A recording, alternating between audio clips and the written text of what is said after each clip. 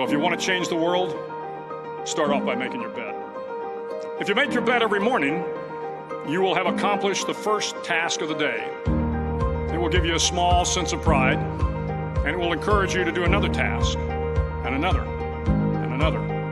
And by the end of the day, that one task completed will have turned into many tasks completed. Making your bed will also reinforce the fact that the little things in life matter. If you can't do the little things right, you'll never be able to do the big things right. And if by chance you have a miserable day, you will come home to a bed that is made, that you made. And a made bed gives you encouragement that tomorrow will be better. Everyone must paddle.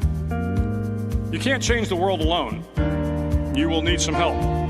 And truly get from your starting point to your destination takes friends, colleagues, the goodwill of strangers, and a strong coxswain to guide you. If you want to change the world, find someone to help you paddle. Over a few weeks of difficult training, my SEAL class, which started with 150 men, was down to just 42. There were now 6 boat crews of 7 men each. I was in the boat with the tall guys, but the best boat crew we had was made up of the little guys, the Munchkin crew, we called them. No one was over 5'5". The Munchkin boat crew had 1 American Indian, 1 African American, 1 Polish American, 1 Greek American, 1 Italian American, and 2 tough kids from the Midwest. They out-paddled, outran, and outswam all the other boat crews. The big men in the other boat crews would always make good-natured fun of the tiny little flippers the Munchkins put on their tiny little feet prior to every swim.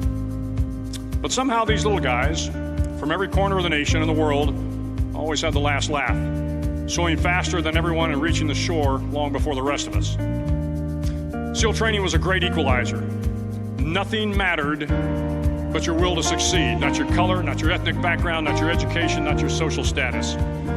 If you want to change the world, measure a person by the size of their heart, not by the size of their flippers. Several times a week, the instructors would line up the class and do a uniform inspection. It was exceptionally thorough.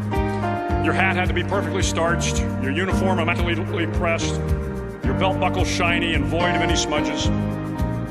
But it seemed that no matter how much effort you put into starching your hat or pressing your uniform or polishing your belt buckle, it just wasn't good enough.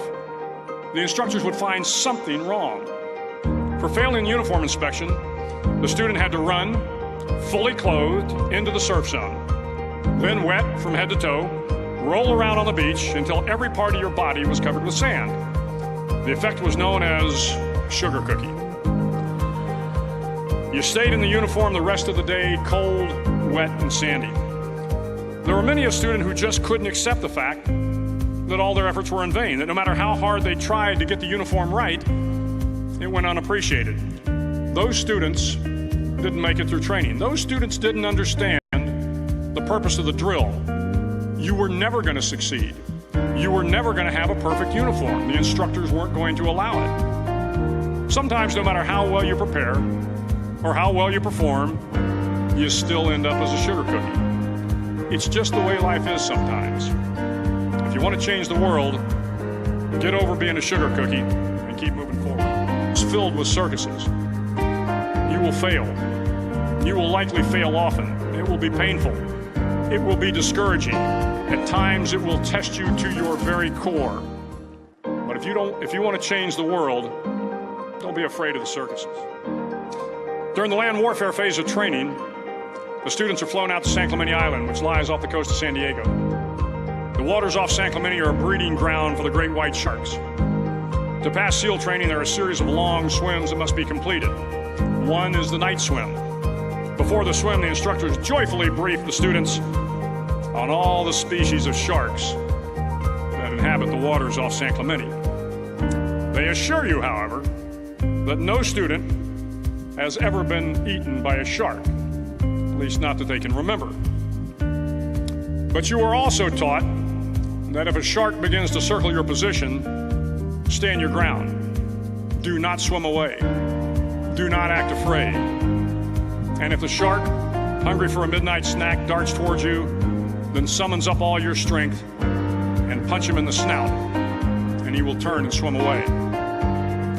There are a lot of sharks in the world. If you hope to complete the swim, you will have to deal with them. So if you want to change the world, don't back down from the sharks. The SEAL knows that under the keel, at that darkest moment of the mission, is a time when you need to be calm, when you must be calm, when you must be composed, when all your tactical skills, your physical power, and your inner strength must be brought to bear. If you want to change the world, you must be your very best in the darkest moments. If I have learned anything in my time traveling the world, it is the power of hope. The power of one person, a Washington, a Lincoln, King, Mandela, and even a young girl from Pakistan, Malala. One person can change the world by giving people hope.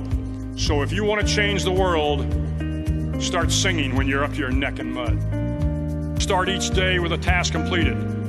Find someone to help you through life. Respect everyone. Know that life is not fair and that you will fail often.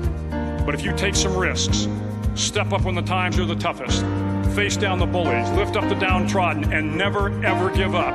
If you do these things, the next generation and the generations that follow will live in a world far better than the one we have today. And what started here will indeed have changed the world for the better.